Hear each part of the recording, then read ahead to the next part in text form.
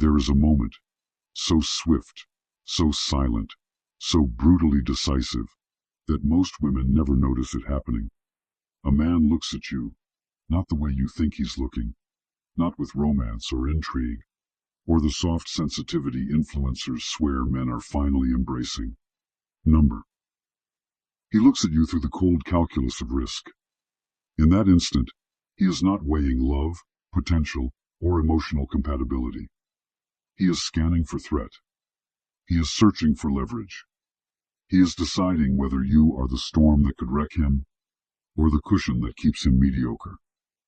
And he makes that decision far earlier than you'd like to believe.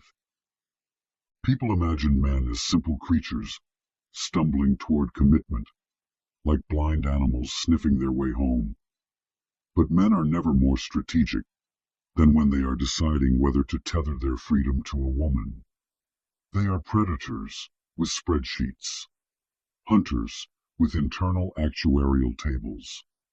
The risk assessment begins the moment you enter his orbit, long before he knows your last name, long before you think anything has truly begun.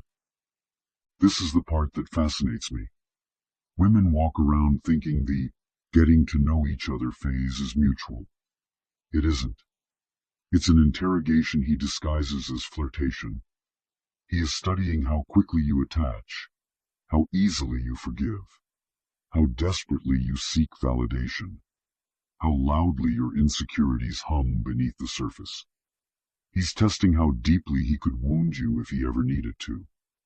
Men measure a woman's emotional fragility the way generals measure terrain, calculating which hills are worth taking and which ones will get them killed. The hook is simple. Men do not fear commitment. They fear committing to the wrong woman. They fear losing power. They fear losing their advantages. They fear losing the upper hand. A man doesn't keep his options open because he's confused. He keeps them open because he's strategic. And the first risk he evaluates is scarcity. You can hear the mental machinery turning when he meets you. It is fast, reptilian, ancient. He asks himself, is she rare enough to cost me something, or common enough to keep on standby? A woman's rarity isn't measured by beauty or status or money. That would make the game far too easy. Men assess rarity by unpredictability, by self-possession, by emotional discipline, by the threat that she could walk away without a backward glance and leave him questioning his worth. Most women underestimate how quickly men categorize them. Even the kindest, gentlest men do this because nature wired them for it. The study I want to throw in your face comes from evolutionary psychologists at the University of Texas, who found that men form long-term versus short-term mating decisions in milliseconds based on cues of exclusivity, independence, and perceived difficulty. Yes, milliseconds. That's how fast he decides whether you are a risk worth taking or a distraction worth enjoying. Of course, men never admit this. They prefer to pretend they fell into things. They like to act as if commitment overtook them like a fever, as if they woke up one morning overwhelmed by devotion. It sounds romantic. It also conveniently hides the truth. The decision was already made the first week. Everything afterward was him gathering data to validate or overturn that initial instinct. Here's the part most people can't stomach. Men know exactly what they're doing when they breadcrumb you, when they keep you at arm's length, when they show you just enough attention to keep you emotionally invested, but never enough consistency to relax. This isn't confusion. This is risk minimization. If he suspects you might demand more than he's willing to give, he dials down the intimacy. If he senses you might expect exclusivity, he muddies the waters. If he picks up even a whiff of you being the kind of woman who can destabilize him emotionally, he retreats, not out of fear, but out of strategy. Men will always avoid the woman who can expose their weaknesses. They will always pursue the woman who validates their strengths. And they will commit to the woman who does both, at the exact ratio that serves them. This is what makes their psychology so chaotic to anyone who hasn't studied it.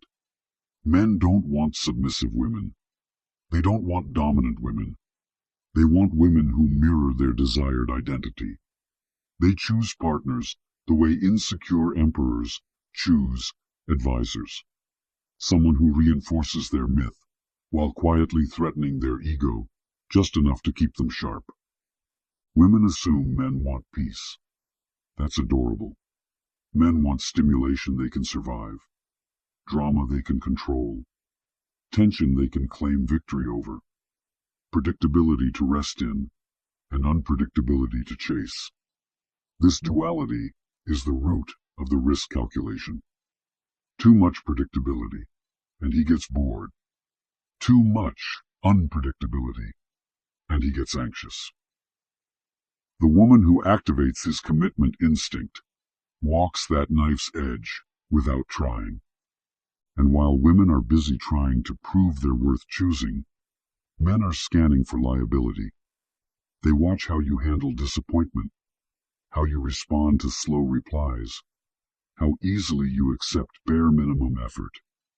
They study the subtle tremors in your voice when you try to appear unbothered. They look for the weakness that will eventually become their burden. Every man has an eye for burden.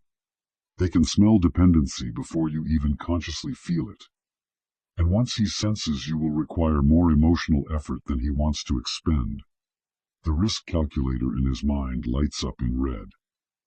You think he pulled back because he's stressed? Because work got busy? Because he needs space? Sweetheart, no.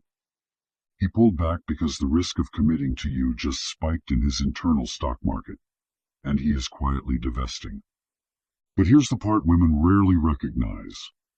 Men don't evaluate risk based on how you treat them. They evaluate it based on how you treat yourself. If you self-abandon, he calculates that you will abandon him for his comfort. If you tolerate disrespect, he calculates that you will tolerate anything. If you chase, he calculates that you have no options. Men read your behavior the way con artists read marks, not with malice, but with precision. He wants to know how expensive you will be in energy, ego, and opportunity cost. The tragic comedy is that women showcase their most desperate qualities when trying to appear most desirable. Men pick up on it instantly, and when they do, their risk assessment shifts again. A woman who fears losing him is never a threat, and therefore never a priority. A woman who could replace him, destroy him, or forget him. That's when the calculation gets interesting. This is the foundation. This is where the game begins. And for those who want the highest level of transformation, the kind that requires precision and direct guidance, my one-on-one coaching exists. You're not booking conversations. You're booking a shift. If you're ready for that shift, pre-order The Feminine Game. It's not a course for fragile identities or women who want pretty quotes. It's for women who want power, clarity, and the ability to navigate men without losing themselves in the process. The pre-order is available on my landing page, which I'll be linking in the description and pinned comment. You'll find a free PDF and a free video there. Read them, watch them, absorb them.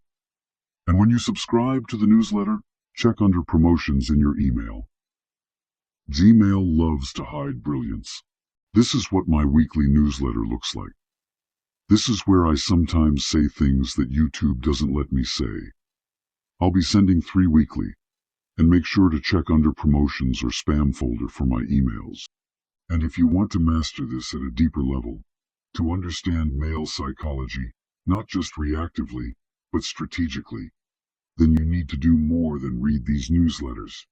You need to train. You need to sharpen. You need to evolve from the woman who suffers from men to the woman men suffer over. What women rarely understand is that a man doesn't commit because a connection feels good. He commits when the potential fallout of losing you outweighs the inconvenience of keeping you. Men pretend they are driven by emotion, but they are governed by cost.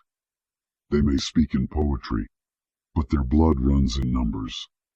You can see it in their hesitation, their selective enthusiasm, their sudden bursts of intensity, followed by strategic silence. Every one of these behaviors is part of his private ledger. If he senses you're already half in love, he relaxes. Why rush? Why declare anything? Why lock himself into a contract when he already has the benefits without the liability? When men suspect they're already winning, they stop playing the game. That's why the women who give too much too early always find themselves bewildered by a sudden shift in tone. He didn't change. You did. And the moment he felt the scales tip in his favor, he recalibrated his risk tolerance.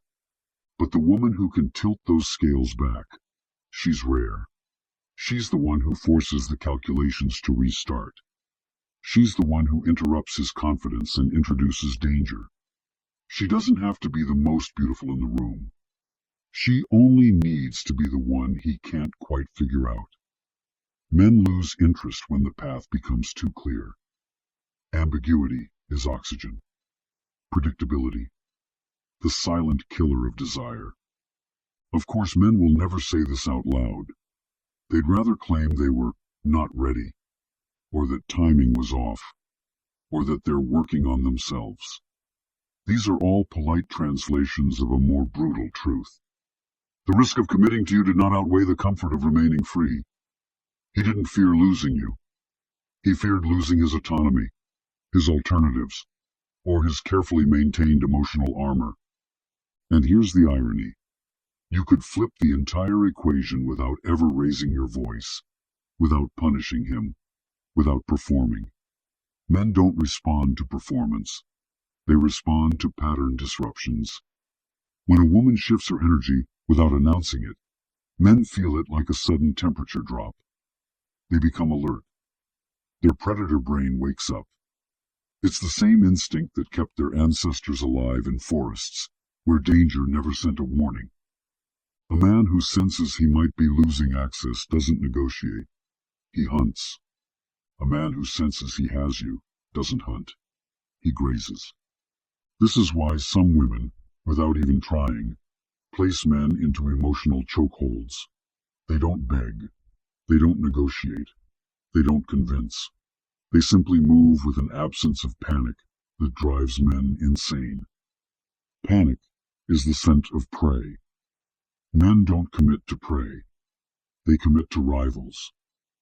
There is a particular type of woman, dangerous, elegant, emotionally sovereign, who triggers a man's deepest instinct to invest.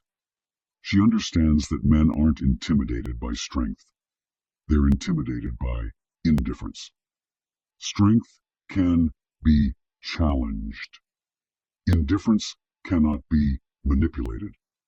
A woman who could take him or leave him, who enjoys him but doesn't need him to validate her existence, that woman sets off the rarest alarm in a man's psyche. The fear of insignificance. Nothing terrifies a man more. And right when he thinks he has her figured out, she does something devastatingly strategic. Nothing. She doesn't chase. She doesn't demand clarity. She lets silence do the work. Silence for men is a mirror, and most of them cannot endure their own reflection. Modern men love to talk about wanting peace. Nonsense. They want control dressed as peace. Real peace, the kind women naturally give, is suffocating to them unless they've earned it. If a man hasn't won the right to your softness, he won't know what to do with it. It will feel like a gift he didn't pay for, and men distrust anything that comes too cheaply. Even affection must be earned for it to feel legitimate. This is why they retreat from women who offer unconditional admiration. Unconditional anything feels dangerous. Men require conditions to understand value. At this point, let me interrupt the psychological autopsy with something useful. If you want help mastering this dynamic, if you want to stop bleeding power in silence, I offer one-on-one coaching. It's pinned in the comments. The women who do these sessions walk away with an advantage most people never touch: clarity.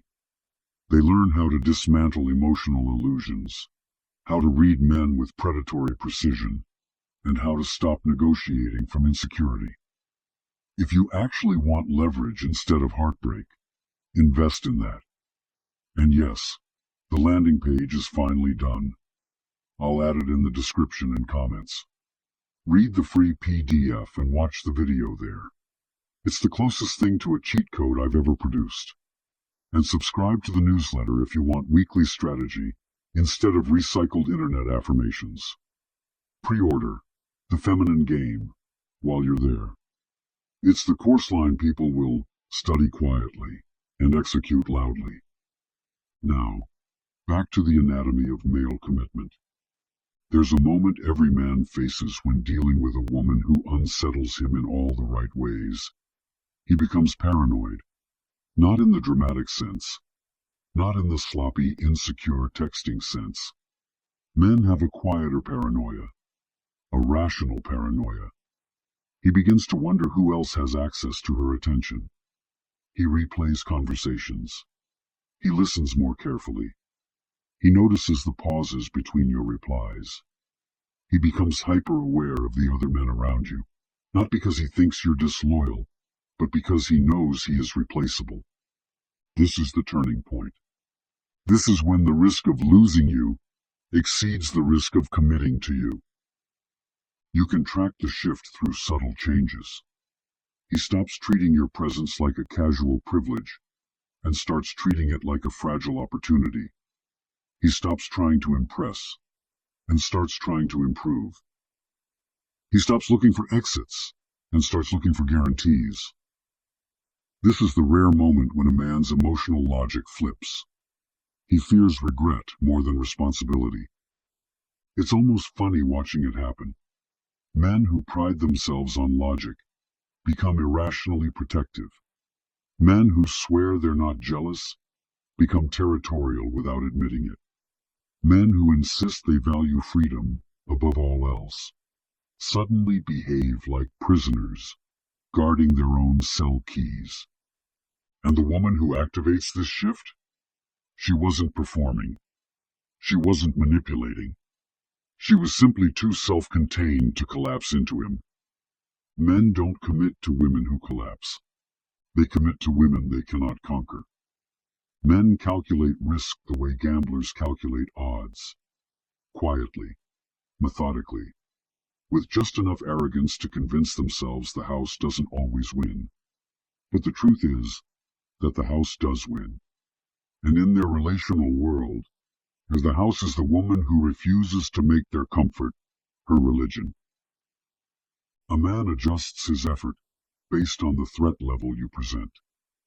If you appear too eager, he relaxes because the risk of losing you is almost non-existent. If you appear detached in a performative way, he still relaxes because men can smell counterfeit indifference the way wolves smell fear. But if you carry a grounded, unforced self-possession, if you move through the connection with the slow confidence of someone who has known attention, affection, and loss without collapsing, he panics. Quietly, strategically, beautifully. Men don't panic like women. They panic with precision. Their version of panic looks like increased consistency, more attentiveness, a sudden desire for deeper conversations, subtle questions meant to measure threat. Who was that guy you mentioned? Are you talking to anyone else? You're not dating someone, right? These aren't signs of devotion. They're signs of risk awareness. He is trying to gauge how quickly the ground beneath him is shifting. And the moment a man senses he is the one who could be abandoned rather than the one doing the abandoning, the entire dynamic resets. His instincts sharpen, his ego tenses. His imagination starts generating scenarios where another man enters your life with slightly better timing, slightly more discipline, slightly fewer emotional blind spots. That's when commitment becomes not a choice, but a shield. People romanticize male devotion as the fruit of affection, attraction, shared values. No. Commitment is the moment a man realizes you are the one opponent he does not want to face in the arena. Not because you will destroy him, but because losing you would destabilize the identity he's carefully engineered. Men cling hardest to the women who expose the weakness they pretend doesn't exist. The ones who see through their persona. The ones who can interpret their inconsistencies, avoid their manipulations, and match their strategic intensity without resorting to theatrics. When a man feels understood by a woman he respects, he commits. When he feels understood by a woman he doesn't respect, he exploits. Understanding is never the deciding factor. Respect is. This is the part women never want to accept. Men commit upward. They do not commit downward. A man will sleep with a woman beneath his standards, spend time with her, enjoy her, even adore her temporarily. But commit? Never. A man only commits when the woman represents an elevation in status. Not social status, but psychological status. She must make him feel like the upgraded version of himself. If she triggers the version of him he avoids, he will treat her like a hobby. This is why the most dangerous woman a man can encounter is the one who doesn't need him, doesn't chase him, and doesn't pedestalize him. She becomes the high-risk, high-reward investment he cannot ignore. She forces him into the uncomfortable territory of growth, where he must decide between evolving or losing her. And nothing terrifies a man like being forced to evolve. A smart woman never rushes a man through this stage. She lets the paranoia marinate. She lets the uncertainty sharpen him. She lets him feel the weight of her absence in the moments she does not initiate contact. She lets him realize, without a single speech, without passive-aggressive nudging, without emotional theatrics, that he is not the sole architect of the connection. Men fall hardest when they realize the woman they desire is not a fixed asset. They can't just claim her and place her in emotional storage. She is a living, breathing, moving entity, with her own ambitions, her own options, her own silent standards. That's when he starts investing. That's when he texts without hesitation. That's when he clarifies intentions. That's when he begins to consider the unbearable reality of losing her to someone more decisive. Commitment is not about readiness. It's about risk. And the risk men fear most is regret. Not the surface-level regret of losing a beautiful woman, but the deeper, ego-crushing regret of losing a woman who made them sharper, more intentional, more alive. A woman who inspired a version of themselves they didn't know was possible. A woman who became a mirror for their potential instead of a sponge for their insecurity. That is the woman men commit to.